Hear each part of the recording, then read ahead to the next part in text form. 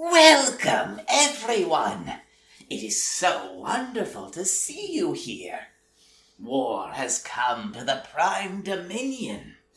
And while I'm sure you're eager to get in there and start fighting, I first wish to arm you with the knowledge of who and what you are fighting for.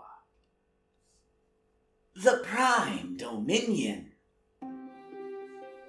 Hidden at the edge of Haxia, there is an anomaly, an archipelago of floating metallith islands in a sea of liquid silver-gold light, a place of untapped potential and hidden danger. For many strange truths find refuge at the realm's edge of Hysh, where typically any expedition would end with horrific and fatal transformation by the highly concentrated and unstable light magic. At the heart of the Prime Dominion is the breathtakingly beautiful Cataractus Realm Gate, the name given to the River where it passes through Hysh as a vast waterfall that flows from Kaman above to Akshi below. The floating metallith islands of the Prime Dominion were formed long ago by the interaction between Cataractus and Noctis, a black sun that orbits the Realm Gate. While Cataractus deposits raw materials drawn from other realms into the Prime Dominion, Noctis pulls that material out into a disk shape, forming the floating islands and the sea of liquid light that surrounds them. Noctis has other properties as well. It consumes so much of the light and magic of Haxia within its reach that normal life becomes sustainable in the Prime Dominion and even creates its seasons. The quarter of the Dominion nearest to Noctis' circuit experiences bitter winter, while the opposite quarter has a blistering summer. Both more extreme at the edge closest to Noctis, and more temperate the nearer one comes to Cataractus. The orbit of Noctis around the Prime Dominion is fairly stable and more or less predictable, and it is used to measure the region's year. Iskarion, the elusive city. The gateway to the Prime Dominion is Iskarion.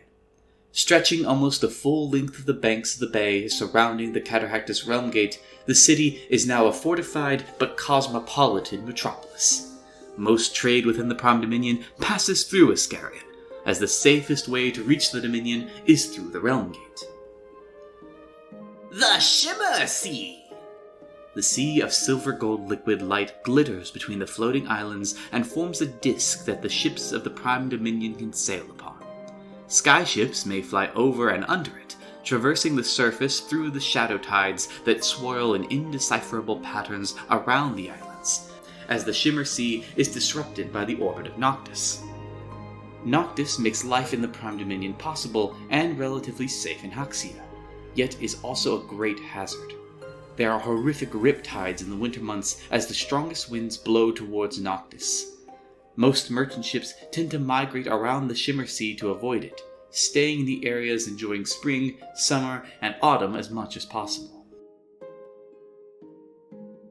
Lux Umbra! The subterranean underside of the Prime Dominion is called the Lux Umbra, and it is largely ignored by those above. Far less habitable, and certainly far less hospitable than the upper surface, underside is also home to a literal underworld of criminals, smugglers, fences, pirates, and mercenaries. There you can find a dark reflection of Iskarion, a city-sized web of tunnels and caves, exposed wooden and stone walkways, and shanty buildings hanging in the shadows beneath the islands. Most of the permanent population of the city work in the skyship quays, taverns, warehouses, and merchant stores. The population at any given time is roughly 50% travelers from elsewhere in the mortal realms. Merchant skyship crews, mercenaries, spell hunters, traveling traders. Smuggling is rife, and some ships' crews barely disguise their piratical nature. The history of the Iskarneth. The peoples that would come to be known as the Iskarneth emerged from the Elves of Hysh in the days following the calamitous Spire Fall, when rampant excess and abuse brought elf civilization to the brink of annihilation. Fleeing this impending doom, 8 tribes banded together under the words of a visionary named Eraziel, who promised them a place of safety and security on the outer perimeter of Hysh, away from ruinous wars and the eyes of fickle gods. Though the journey was long and dangerous across the realm's edge, they at last came to the pristine lands they had been promised, the Prime Dominion. Onto this unspoiled land, the wanderers made their home. A great city, Iskarion, was swiftly raised in its center, and the land was divided among the remaining tribes.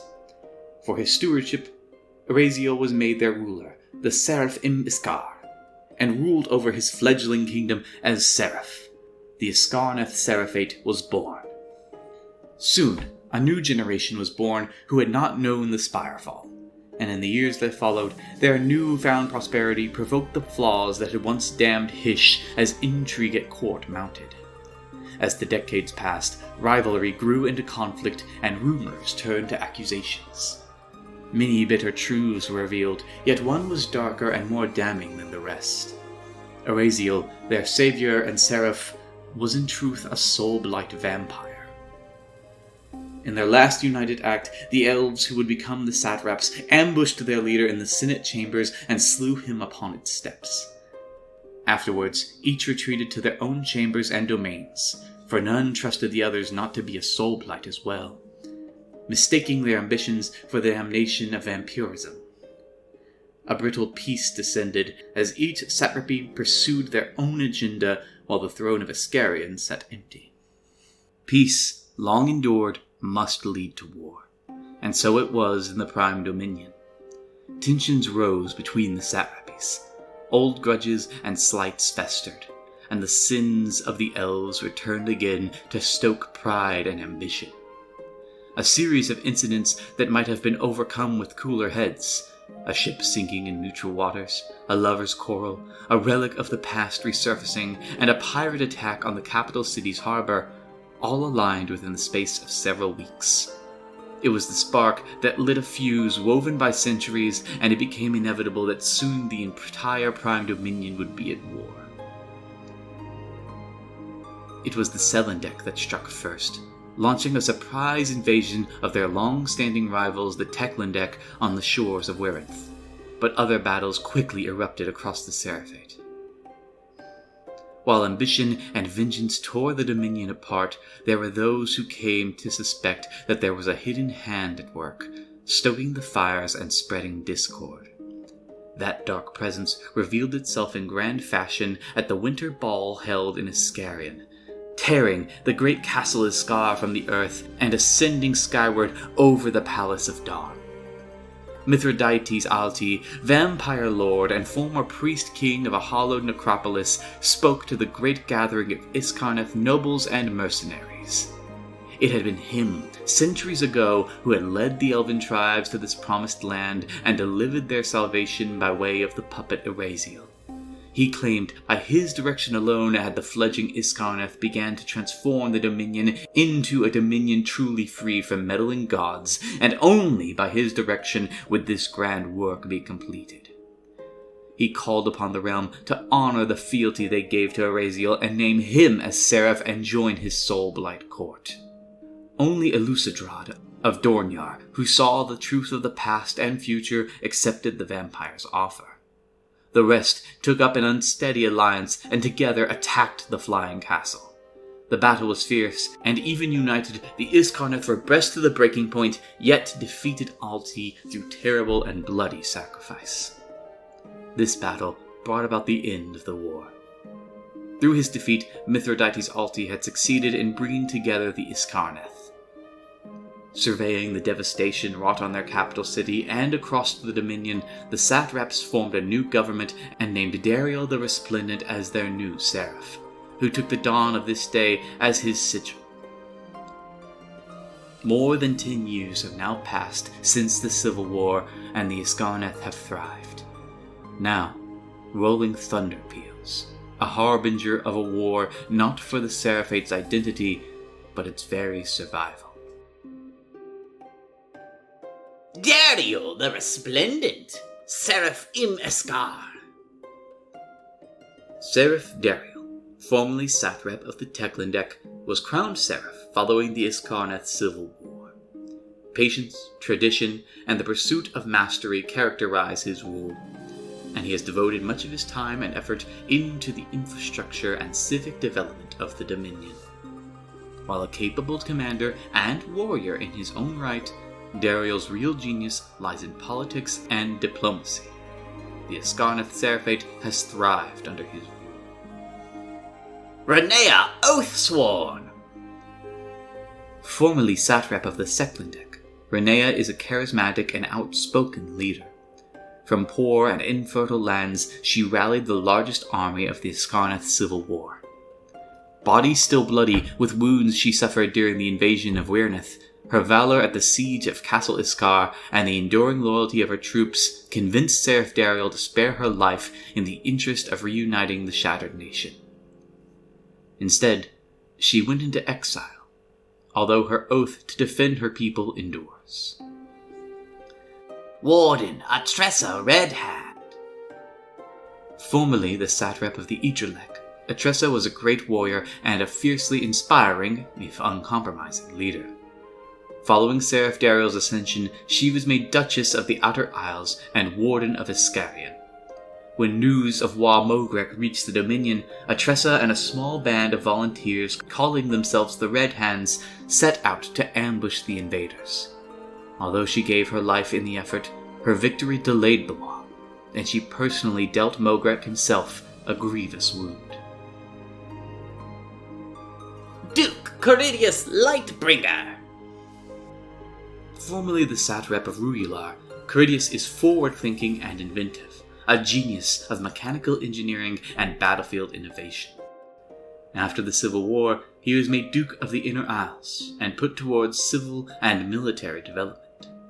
Since news of the Auric invasion arrived, he has been working feverishly on a weapon to defend the Dominion, the Dawnguard Bombard. Thanks to the sacrifice of Atressa and her Red Hands and the time they bought, the Dominion will meet the Horde with fire and fury. Aiden the Auric. Formerly the satrap of Aranar, Aiden is a miserly old curmudgeon, hoarding away vast fortunes in his famed vaults against the day the Iskarnath succumb to a second Spirefall. As paranoid as he is, the old doomsayer might have had more sense than any realize, as the vast hoard of gold and magical artifacts he has stored away could prove the difference in this new invasion. Since the Civil War, he has lived as a private citizen, and as of yet has not become involved in the war. Iskarnath Society. Although the satrapies were formally disbanded, their cultural influence has remained strong, leading to a commonly accepted stratification of class within Iskarnath society. The Derek classes comprise Seraph Dariel's court, but are not limited to it. Besides politicians, they are the politicians of Iskarion, the public servants and civic leaders of the Seraphite cities, and high society in general, including gardening, arts, music, and more. The Atressian classes make up the commanders of the Iskari Dawnguard, but also count tacticians, armorers, supply officers, and many more among their number.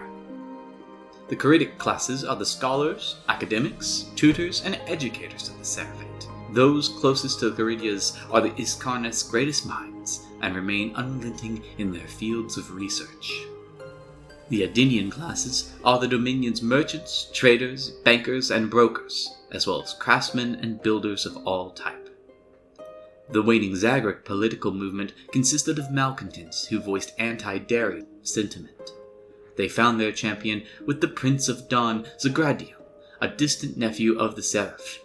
Many followed him into exile and died alongside him. Those who remain have largely, if begrudgingly, integrated under the Seraph's rule of law. A moment. Night lay quiet on the small fishing village of Old Perlican. It had been a tumultuous few months since the great waves had come crashing out of the Sea of Shadows, destroying their wharves and flooding many of their homes. In the days that followed, flotillas of ragged-looking warriors had come sailing out of the shrouded waters. The villagers had dropped their tools and doused what fires they had, hiding in the hills beyond until the great massive ships had sailed up the mouth of the River and disappeared to sight. Since the days of their grandfathers' grandfathers, they had hidden from raiders that way. Yet never before could they ever recall hearing of so many ships at once. The weeks that followed were quiet and peaceful. Homes and docks were repaired, the villagers coming together to make the work lighter for all. The fish had been unusually plentiful, great schools of them in size, and numbers only normally seen far out in the dangerous mists of the deep sea. Perhaps, the old man laughed, whatever caused that wave had driven them closer to shore as an apology for damaging their docks. In the quiet hours before even the first false pre-dawn, Jiminy stood on his home's newly built porch, looking out over the bay formed by the River's mouth. A thick, heavy fog had rolled in overnight, cloaking the entire village. He could barely see the water only a few dozen yards away. It was strange to see a fog so early, or blowing in so strongly from the sea. It was cold, too, fiercely so. He pulled the heavy woolen jacket tighter against his shoulders and looked down at the wooden railing he rested against. White frost was creeping across the wood, crawling and skittering like a spider. He tried to pull his hand back and step away, but as he did, he heard a brittle snap and his little finger broke away. Its frozen tip stuck to the rapidly icing wood. He opened his mouth to scream, but as he did so, he felt the heat within him being snatched away, ice forming down his chest and into his lungs. White blossomed across his vision, and in a flash he was frozen still, one arm raised and mouth opened in a scream that would never come. The ice spread across the town, leaping from building to building and covering them in a frost-white sheen. In mere moments, old Perlican was consumed. From out of the sea, the ice sheet rolled forward in a tide of blue and white. The fog churned and broiled, lit from within by a hellish glow. Striding forwards, Everwinter held high above his head, Mogrek Longblade stepped out from the sea of shadows. It had taken an age, but at last he had claimed his blade and stood at the mouth of the River. From here he would march across the realms, winter spreading as his herald, until he stood before the very gates of Azir.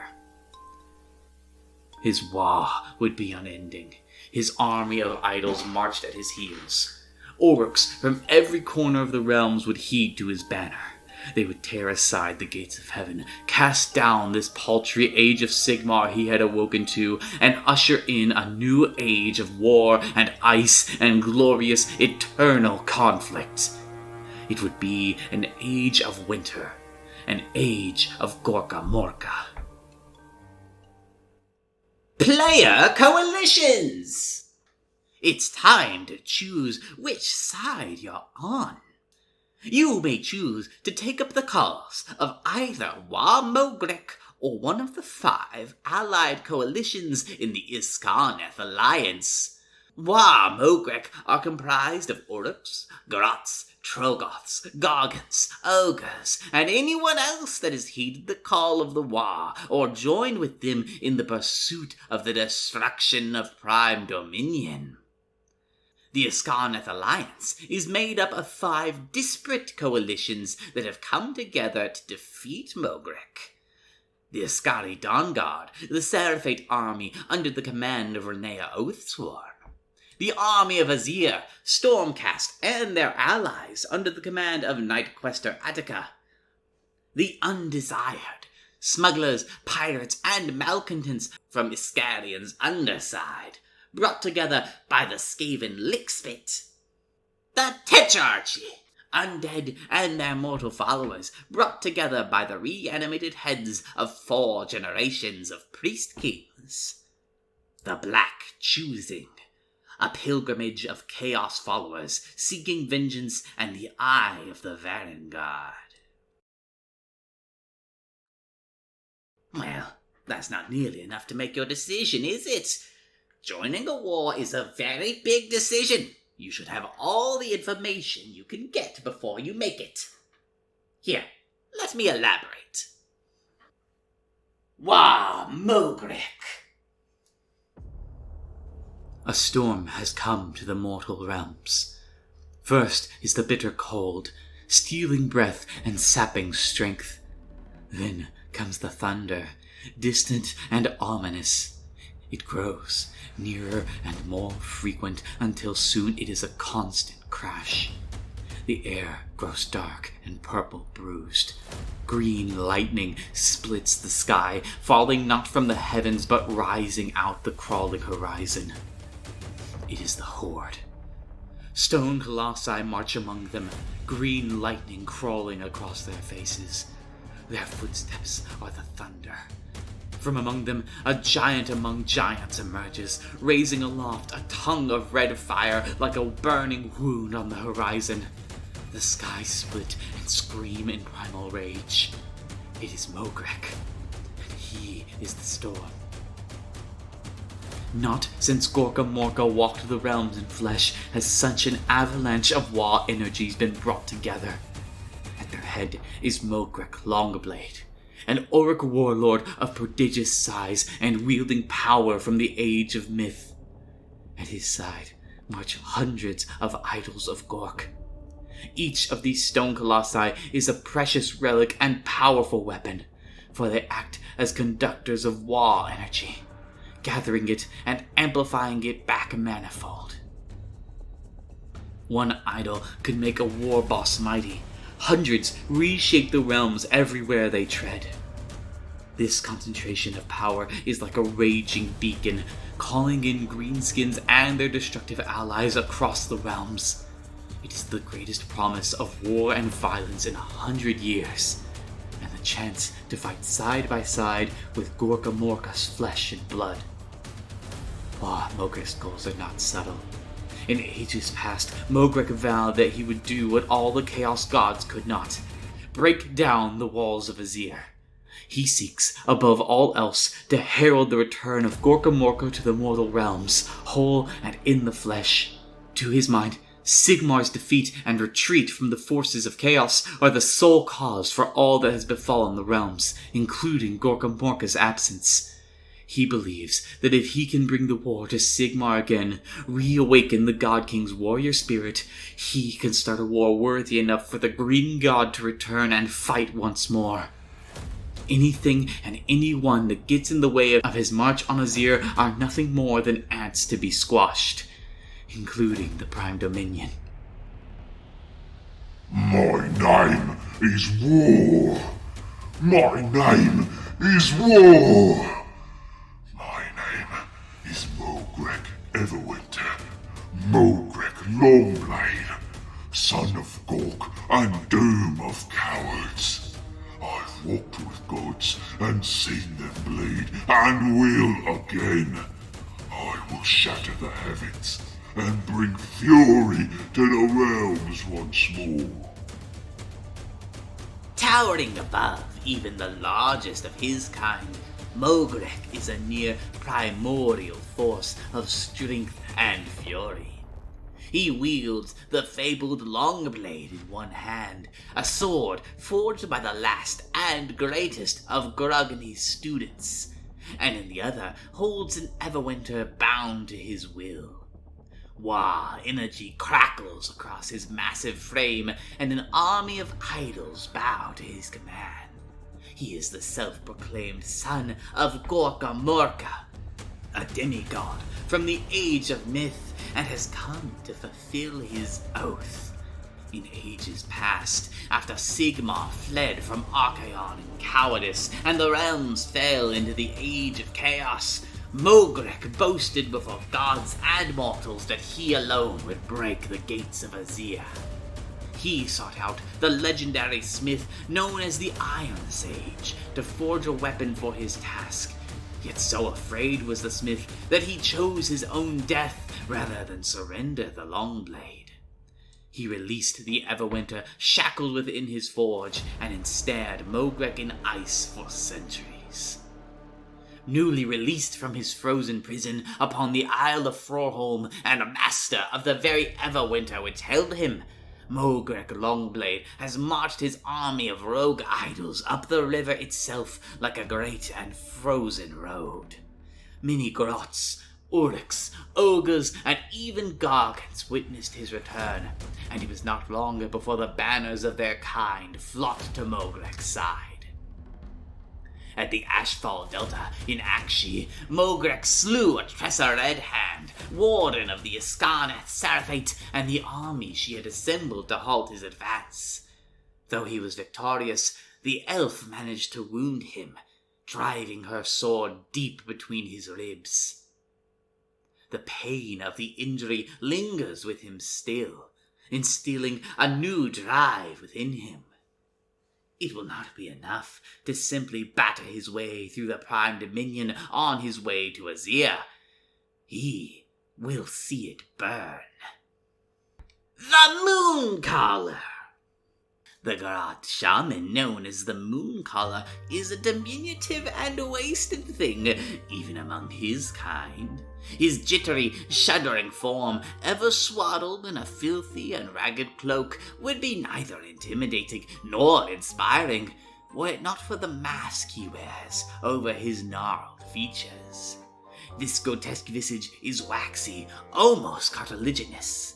It leers and gawks with an interrogating gaze, and every word spoken behind it bites and tears. Only the Gits see the lunacy in its wearer's eyes. Only the damned can hear the daemon in his voice. The Mooncaller is not quite the same grot that took to the field in Froholm. Somehow, even more withered and wasted, he now speaks with an unnerving eloquence and moves with the uncanny jerkiness of a puppet. Sometimes, though, something of the old Mooncaller breaks through the veneer, small and frightened and lost. In truth, it is the mask itself, once an arcane tool and whispered advisor, who pulls the strings now, its tendrils reaching down into his filthy robes. The Mooncaller once considered the voices of the mask to be his mate, but now the sound of it rasping through his addled brain only fills him with fear. Mogrek's awakening on Froholm and the surge of war energy have changed something within the mask itself.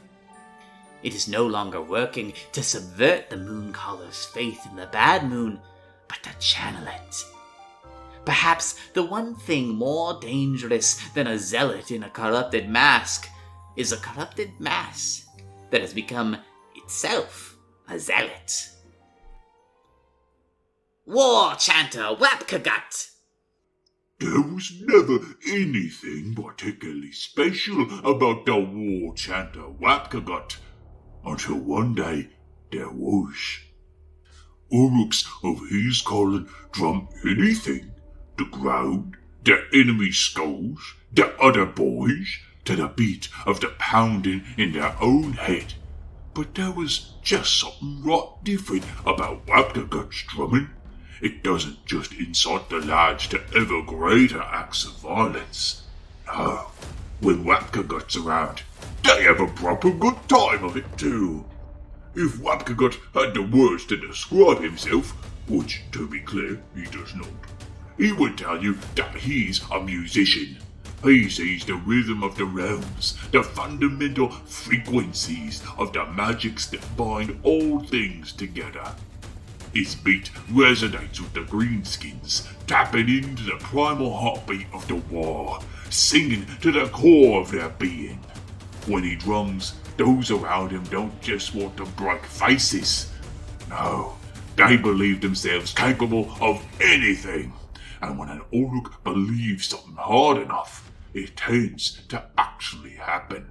Of course, that was Wapkagut before he met Mogrek Longblade. Now, he's got the primordial energy of Gorka Morka amplifying his pounding rhythm 100-fold, and countless beats he never thought of before bouncing around inside his thick skull. Whatever happens next, one thing's for sure. Wapkagut and the boys are gonna have themselves some fun. character hooks for playing as an existing member of Wa Mogrek. Your protagonist witnessed Mogrek emerge from Frorholm and has fought with him ever since. Your protagonist has been drawn to the tremendous hurricane of Wa power that surrounds Mogrek's march. Your protagonist previously fought alongside Wapkagut or the Mooncaller and have answered their calls for allies. Character hooks for joining Wa Mogrek in this campaign. Your protagonist has something to prove, and if these elves could wound a boss like Mogrek, they have to be dead hard. Your protagonist cares little for the Wa, but wishes to destroy or pillage the Iskarneth Seraphate or the Prime Dominion for their own ends. Your protagonist has been swept up in the Wa, and that's reason enough. The Iskarneth Alliance. A desperate alliance has been brought together to stop Wa Mogrek's invasion. Masterminded by Seraph Dariel the Resplendent, it is an unlikely collection of allies called upon by common cause, or at least common enemies. Trust must still be earned, yet the threat they face is so great that each member of the alliance is prepared to extend at least a little faith. The Iskari Dawn Guard make up the core of the alliance, charged with defending their homes against the coming invasion. Their commanders understand the threat they face, yet whispers have begun among the troops that the cost of bringing in so many allies may be the Seraphate's soul. Placing Renea in charge of the Dawn Guard surprised many, yet to Dariel it made an unassailable logic. He has no reason to doubt her conviction, yet he knows the depths she is capable of sinking to. He would rather have her on the field, leading an army under bright banners, than skulking about in the Dominion unchecked. The armies of Azir may be the most straightforward allies of the Seraphate, led by a cadre of yet unproven Quester Knights with mysterious ties to the Prime Dominion. Few doubt the sincerity of their cause, but some question what it is that truly drives them. The undesired are inconvenient allies of convenience. On the one hand, their homes are just as much under threat as the rest of the Dominion. On the other, the criminals, pirates, and malcontents that make up their ranks have been the largest obstacle to Dariel's reconstruction since the Civil War. Lixbit has been a trusted ally to Renea in the past, yet few have ever profited from trusting in Skaven. Hey! The Tetrarchy are an enigma to Dariel, for they appeared seemingly from nowhere to offer powerful aid when it was needed most, and ask only for peace in return. Free at last from Nagash's influence, they claim to seek only a new home, and the Prime Dominion has always been a refuge for those that sought relief from the wars of gods. Yet the memories of Alti's return still run deep, and the Iskarneth have good reason to be wary of the dead. The appearance of the Black Choosing was the most surprising, yet Dariel can find no fault in their reasoning for joining the alliance. Eris Bloodwrath, Karang San's previous apprentice, had been an invaluable ally to Duke Atressa and the Iskarneth in the past. That he would seek a replacement here, while at the same time both avenging her death and Mogrek's slight against his dark gods, has a simple if brutal logic. Yet the Seraph is wary, for with Karang San, nothing is ever simple. These allies, unlikely as they are, must come together to defeat the greatest Wa in this age of the mortal realms. Seraph Dariel the Resplendent. Dariel the Resplendent is the zenith of everything it meant to be an elf before the cataclysm of the Spirefall. He was a paragon of the civilization he was born into, unmatched in statecraft and philosophy. His reasoning flawless, his judgment unimpeachable. He believed deeply in the pursuit of mastery in all things, applying himself fully to the task at hand. The Teklandek people emulated this philosophy, embracing patience and discipline. It's easy to assume these qualities are why he became Seraph. yet unchecked, they could also lead to obsession and corruption. Since his coronation, the responsibility of his station weighs heavily on the Seraph. He is responsible for his people and for the safety of the Dominion. With governance has come temperance, and allowed little room for ego. His reign has been prosperous and strong, building the nation through patience and discipline as he ever has. Yet now, with destruction at his very doorstep, he must gamble everything that what he has built will be enough. Although Dariel has negotiated his alliances in good faith, he would sooner sacrifice them all to Mogrek Longblade before spilling a single drop of his Skarnath blood. Still, he will need them in order to triumph, and cannot afford to throw their lives away foolishly. Where Renea must win battles, Dariel must bend his formidable intellect towards winning the war, and in this, his rival now is nothing less than a splinter of a primal god. Iskari Dawnguard! The Dawnguard are the standing army of Iskarion and the Prime Dominion's ruling Seraphate. Their beating heart is the citizen soldiery of the Iskarnath, elves who have slain each other since the Spirefall, now standing side by side in defense of their home and future. Divided into the Kynar and Sinar, words that embody the concept of opposite but equal, the Dawnguard's many battalions also include warriors drawn from the Seraphate's many allies, and count humans, Duardin, ogres, the dead, and more among their number. Both the Kynar, Iskarnath all, and the Sinar, their foreign allies, answer only to the Warden, who in turn answers solely to the Seraph.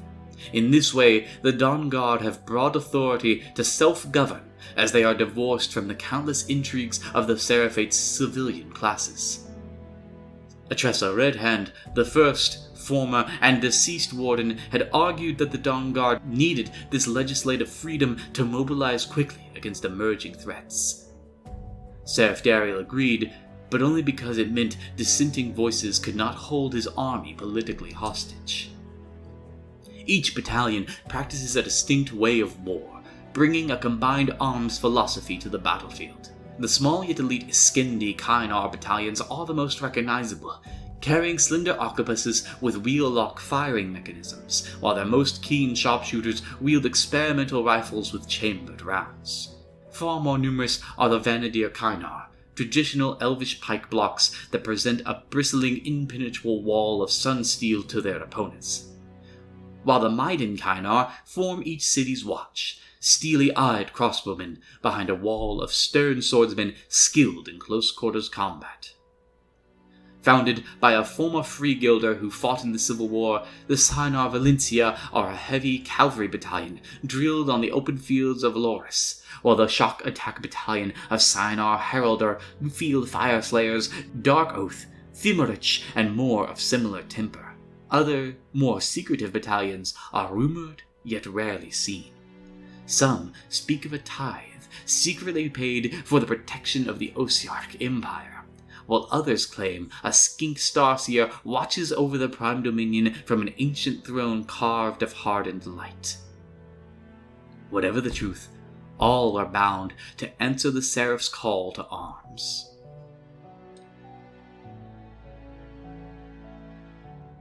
Warden Renea Oathsworn! Renea's history with the reigning Seraph Dariel the Resplendent could be politely described as tumultuous. She was born before the Spirefall, when the Luminath propagated by creating countless clone twins of themselves. Known then as Fayana, only she and her sister Renea escaped that calamity, eventually finding refuge in the Prime Dominion. When Renea was slain by unknown hands and lay dying in her sister's arms, she made Fayana swear an oath to protect their people in her place. Even as she assumed her sister's mantle, though, she was labeled a betrayer and usurper by Dariel and the other satraps. Although she lost the Civil War and her chance to become Seraph, she was exiled instead of executed for her bravery in defending the Prime Dominion from Mithridates' Alti. No stranger to hardship, her years away have given her perspective, and perhaps even a measure of peace. Defeat has changed her every bit as much as victory has changed Dariel, and as the Iskarnath have enjoyed this period of prosperity, Renea's oath has been fulfilled, in a way. Now, while Mogrek threatens everything her sister once held dear, she has returned to honor her oath. Renea has a sharp wit about her, and will just as easily make a humble jest as a barbed retort.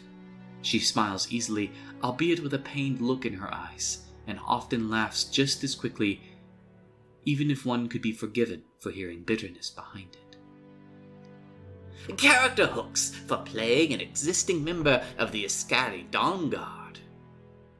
Your protagonist is an Iskarnath, leading or fighting in a Kainar battalion. Your protagonist is a veteran of the Civil War, enlisted in the Dawn Guard after they were first founded. Your protagonist found refuge in the Iskarnath Seraphate after the Civil War, pledging years of service for the promise of sanctuary. Character hooks for joining the Iskari Dawn Guard for this campaign. Your protagonist was recruited by the Seraphate after Warden Atressa's death in the Ashfall Delta, when the Iskarnath began mustering their military might in earnest. Fearing the coming invasion, your protagonist left their comfortable life in Iskarion to enlist. Armies of Azir. War besets the Seraphate, even as catastrophe befalls Sigmar's domain. The Dawnbringer Crusades falter and fail even as the Vermin Doom crashes down upon them, requiring ever more desperate measures by the realm of heavens. Despite all this, the highest powers in Sigmaron, and perhaps even the God King himself, have tasked the unproven Knight Arcanum Attica with a single purpose: to slay the Auric warlord Mogrek Longblade before he departs the Prime Dominion. This, of course, betrays the unimaginable importance of Attica's undertaking. Azir is vulnerable.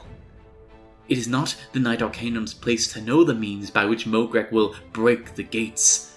That such a thing could be possible is enough of a terrible truth to carry. Even so, Attica's mandate does not carry the authority to command. They may only request. And so dire is this news that it must be carefully guarded. If word escaped that the heavens themselves feared Mogrek Longblade, that alone might be enough to turn portent into fate. The armies of Azir are exactly that, a disparate mustering of individual lords eternal and free-killed marshals. Some few have pledged mighty hosts, numbering hundreds of Stormcast or thousands of Steelhelms. Yet most are more humble, such as small companies of Wildecorpse hunters and bands of Quester Soulsworn. Fortunately, they have their own allies to call upon from Sigmar's ancient pantheon, the Caradron overlords and Fireslayers of Grugni and Grimnir, the reclusive Sylvaneth of Orlariel, and even the inscrutable Seraphon Friends of Dracothian. No matter their nature, all march toward a single end: the death of Mogrek Longblade. Knight Arcanum Attica. Newly forged, the Knight Arcanum, now known as Attica, awoke into the light of the anvil with a single thought: I must save the Prime Dominion. They held no memory at all of their past life, their identity, or even what the Prime Dominion was.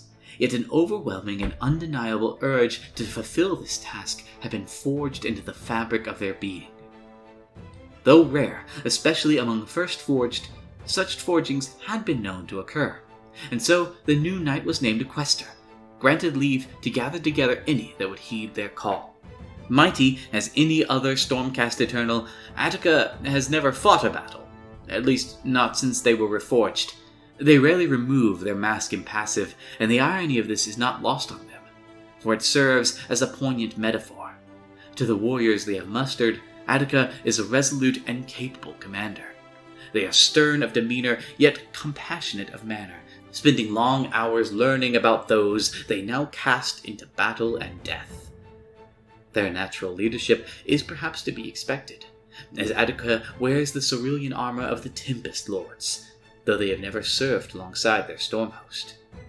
To the armies of Azir, Attica is the steady hand that will steer them through the coming storm. Behind their mask, however, Attica is racked with doubt. They do not remember the life that defines them, only the burden of a past they have forgotten.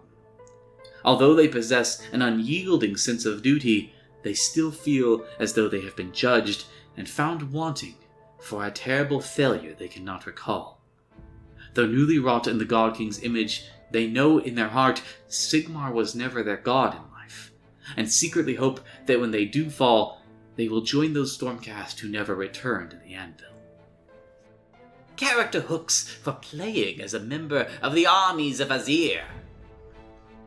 Your protagonist awoke from their forging or reforging with this same mysterious drive to protect the Prime Dominion. Your protagonist has been personally called upon by Attica. You have pledged your service until you are released from it.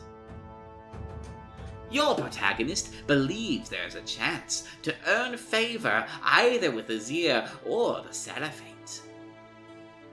Your protagonist is pursuing personal goals, which happen to align with defeating War Mogrek. The Undesired. The Undesired are anything but a unified fighting force, where the civilized elves up above are content to pretend they aren't holding knives to each other's backs. The denizens of Undeside wear their treachery on their sleeves. Countless bands of pirates, bandits, and other ne'er-do-wells engage in an eternal contest for supremacy across the Prime Dominion's dark mirror, and there is very little that could cause them to put that aside. Indeed, even the encroaching apocalypse was not enough to cause the skirmishes to cease entirely. It was only the clever potlicking of emissary Lickspit that has bound them to a common cause. Mostly. A few feeble bands are likely to be swept away by Mogrek's encroaching tide, while those who outwardly opposed Lickspit's authority have quietly disappeared already. Lickspit has taken an old, forgotten emporium, once known as the Miscellaneum, as their seat of power.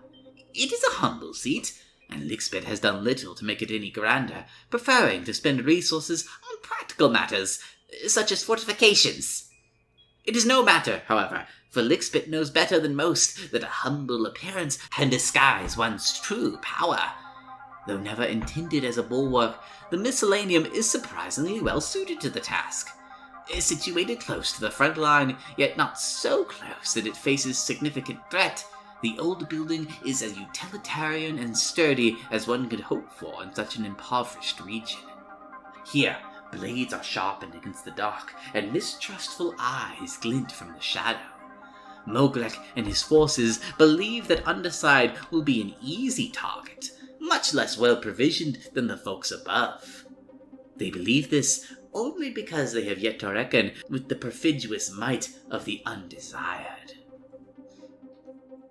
Gracia Lickspit! Lickspit is quite unlike the vast majority of their kind in many ways.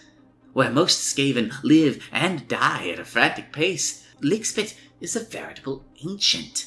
Where most Skaven have little care for any but themselves, Lickspit has formed close bonds with others, notably Renea Oathsworn. One thing they do have in common with the vast majority of their kind, however, is ambition. Though they talk little of it, preferring to keep their own counsel unless absolutely necessary, Lickspit has grand goals that they will not let even their bond with Renea stifle. They wish to save Skavendom from itself, no matter the cost. Born to Clan Prismore and Gur, and plucked from the breeding pits by the Prism City's Gracias, Lickspit was always considered a particularly stunted and unimpressive specimen, saved from an early death only by their fledgling horns, gifts of the great horned rat. Indeed, for most of their life, Lickspit was known as Lickspit the Lowly. Despite this apparent disadvantage, or perhaps because of it, they were able to gradually politic and backstab their way, largely unnoticed, to the upper echelons of the clan's hierarchy, bending the ear of the Prism King himself. It had taken them what would be lifetimes for others of their kind, but it had been worth it, for Lixbit was in a position to rise even higher. When the call to arms rang out across the realms from the distant Prime Dominion, Lixbit took their chance for glory, intending to play Kingmaker, secure a position of trust, and exploit the latent magics of the Prime Dominion for Clan Prismor's nefarious ends. But things did not go to plan. Lixbit met Renea Oathsworn, who showed them another way. There was more to life than mindless devastation and treachery, and after returning to the Prism City, a hero of the Prime Dominion, a savior of lives during the evacuation of Alti's crumbling castle, they found themselves disgusted by the pettiness of the hordes of their kinsfolk that squatted in the ruins of the ancient city, never building, never changing. They set out again to find their exiled friend. The pair had retained contact, having exchanged letters after the campaign in the Prime Dominion, and soon reconnected in the Hishian hinterlands beyond the Dominion's borders. It was here that Lixbit accepted a treacherous task. An evil was brewing in the shadowed reaches of Ulgu, and if the mortal realms had any hope of surviving, they would need information. Lixbit took up the moniker of the Emissary, hiding themselves behind a glamour of darkness and acting as a mysterious information broker during the war for Forholm. There, they gathered a wealth of intelligence from the chaotic war bands that haunted the frozen city, as well as plumbing the depths of the cursed place with spy rats obtained from Gribblesnack Snicklecrack, owner of the Gnaw Market. After beating a hasty retreat as the ancient Auric awoke, sundering the isle in his colossal wake, Lixbit made it back to Renea's camp with dire tidings. Though it violated her exile, Renea returned to the Prime Dominion with a warning of the doom that bore down on their doorstep, and a Tressa Red Hand rode out to meet the threat at the Ashfall Delta. Renea and Lixbit were reluctantly allowed to stay, under close guard, within the Prime Dominion, while Dariel and his advisors pored over the reports from Forholm. When news returned from the front of Atressa's demise at the hands of the beast, a sense of doom fell over the Dominion. It was under these most dire of circumstances that Renea and Lixbit were accepted into Lord Dariel's service, the former rallying the Ascari Dawnguard as their new warden, and the latter taking up a position of considerably less repute. Now, Lixbit acts once again as an emissary, this time between Lord Dariel's court and the unsavory elements of the Prime Dominion's shadowy underside. They do not do this out of love for the Dominion, however, nor even for Renea. For another thing that Lixbit shares with the majority of their kind is the capacity for betrayal. They seek to perform the grandest betrayal of all. Lixbit's ultimate goal, the reason that they seek power and influence, is for the very soul of their kind. They have seen that the Skaven make themselves weak and pitiful, never moving beyond what they are to what they could be, and Lixbit blames the loathsome god that spawned them. Lixbit will do anything to see the Skaven freed from the corrupting shackles of the great horned rat. No matter who, they must backstab and betray to reach that goal. The irony does not escape Lixbit, but they must bear the burden of their guilt for as long as it takes to see a brighter future. They watch the vermin doom from afar, disgusted at the pointless waste of lives for a doomed and futureless cause. For now, they do not have the power to put an end to that madness, but Lixbit is nothing if not patient. They have spent lifetimes accumulating power before, and they can do so again. And for now, that means defending the Prime Dominion to the last. And defend it they must, for the future of all Skavendom may depend upon them. Character hooks for playing as a member of the Undesired. Your protagonist is a cutthroat mercenary, callous pirate, or unscrupulous blade for hire with little regard for the world of light above. Your protagonist is a native of Underside, and though it may not match the grandeur of the Prime Dominion, it is your home, and you will defend it. Lixpit's clever words have inspired your protagonist, and they are a true believer of the cause. Your protagonist is strange, forgotten, or downtrodden. They and their compatriots may, in days gone, have taken up the banner of the Selendak. The Tetrarchy! When Nagash came to Hysh, he brought the full might of the realm of death with him. It was atop the highest peak in all the paradises that Teclis broke the undying king, and the Lumineth legions routed the armies of the dead upon Mount Avalinor's vast slopes. Since then, those who could not return to Shyish have been driven into Haxia. There, the Lumineth need not worry about defeating them on the field of battle. The unstable nature of the realm's edge is enough to annihilate Bone Reaper, Necromancer, and Vampire alike. With their hollow necropolis cast down, 4 generations of dead priest kings have found their flock. Known as the Tetrarchy by the dead they lead, they preach the faith of Nagash, he who welcomes all into his final embrace. Just as they administered last rites to devout pilgrims in life, they now seek only a place to rest in death. The supplicants who follow their tenets are what remains of broken armies and empty underworlds. Although all serve Nagash, the undying king is dead, his will undone for another age or more. Those who remain have given all, their lives, their bows, their very souls. Have they not earned a measure of peace? Do they not deserve it? These are the terrible questions to which the Tetrarchy provides soothing answers. In this way, they do not seek to conquer the Prime Dominion and make no demands of Seraph Dariel.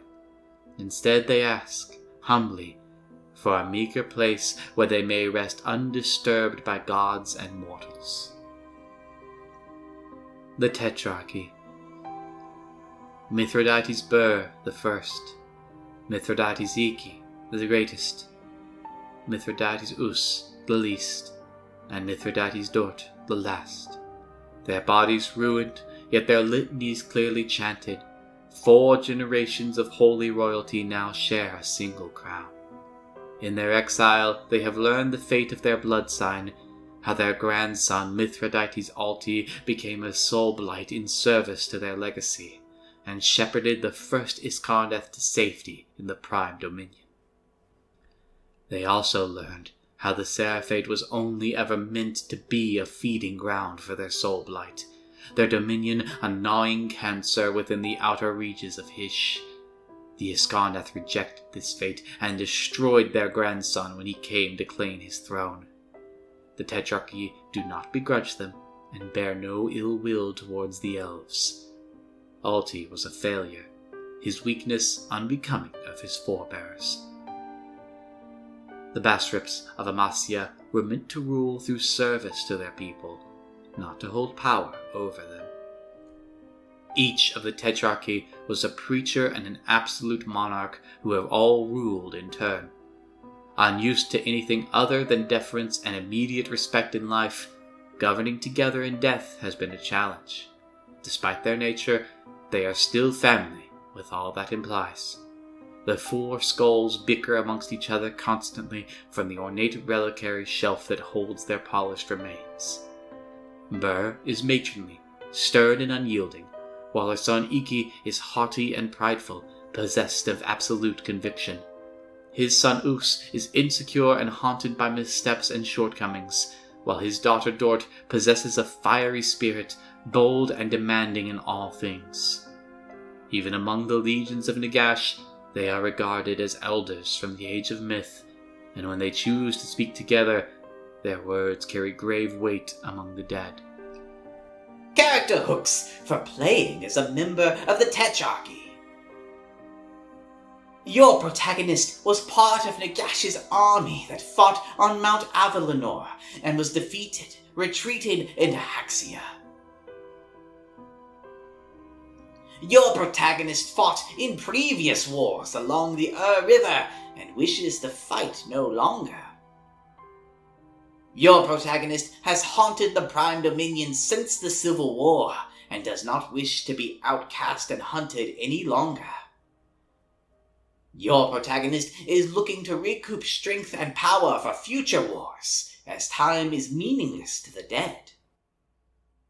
Your protagonist is zealously faithful to Nagash, by choice or otherwise, and believes the Tetrarchy to be holy messiahs. The Black Choosing. Impurity is their armor. Hate is their weapon, and immortality is their reward. Although worship of the dark gods is itself a pursuit of profane power, the path to becoming a knight of ruin is more treacherous than any other. Aspiring mortals must first become brutal warlords before a Knight Templar will even consider patronage. Once they have become a Black Pilgrim, forsaking everything in their ambition for more, they must complete 8 terrible tasks before joining a convoy, the family warbands of the Varangard. Many will advance no further, while those still unsatisfied will become a Knight Templar and found a convoy of their own, mentoring Black Pilgrims upon the Red Path. The Basalt Lord Karang Sarn is one such tyrant. Having once stood among the very first Varangard as the Age of Myth itself was slain by their hand, he cannot rest until there is no greater height to ascend, and one station remains above him, Master of the 6th Circle, the Blades of Desolation. Upon the black ice of Lake Bakal, Sarn declared a dark choosing, and mighty champions answered the call. The Rot Witch Baba Yaga, the blood-slick Reaver Skaldingir, and greatest of them all, Eris Bloodwrath, mighty Lord of Khorne. She was his most promising pupil and bore all the marks of greatness, until Mogrek Longblade crushed the life from her body under his boot. Sarn cannot let Mogrek's temerity go unanswered, and has summoned a second dark choosing, his sorcerers sowing fever dreams behind the eyes of champions up and down the River. Now they flock to his banner, if not to embark upon the Walk of Blades, then for the battle and bloodshed his choosing promises. The champion who succeeds where Eris Bloodwrath failed will be a worthy Black Pilgrim indeed. Karang Sarn. The Basalt Lord is a warrior orator, a philosopher of primordial truth. He was born to become a Varangard, and his faith in Archaon Everchosen is absolute. Sarn has come to believe that battlesome is a tiresome necessity, the childish amusement of dullards and simpletons, and concerns himself instead with matters of intellect and philosophy. To his convoy and the 6th Circle, Sarn is an exemplary. He does not simply slay his foes, but utterly vanquish them with cold blade and fiery rhetoric. His moniker of Basalt Lord does not refer to some mighty fortress or subjugated domain, but speaks to the Varangard's force of personality, for his word and will are as stone. Among the bloodbound, the Basalt Lord is thought to cull the weak in the role of the Slaughter Priest, and forge the strong in the role of the Skull Grinder. To the Maggotkin, Karang San is a jolly father figure, a son who sits upon grandfather's knee and cheers his children to greater feats. Yet others still remain fond of him, for he is not duplicitous. Yet betraying the trust of the Basalt Lord is an unthinkable and quite final offense. Character hooks for playing as a member of the Black Choosing. Your protagonist seeks to become a Black Pilgrim and eventually become a Varangard in Sans Conroy. Your protagonist seeks favor with the Varangard, but does not wish to become a Black Pilgrim. Your protagonist is a Chaos Lord or Inspiring Champion who wishes to test your strength against Wa Mogrek. Your protagonist wishes to capitalize on the coming carnage in pursuit of their own agenda. Well, there we go. I hope you have enough information to make your decision now. Let the battle begin.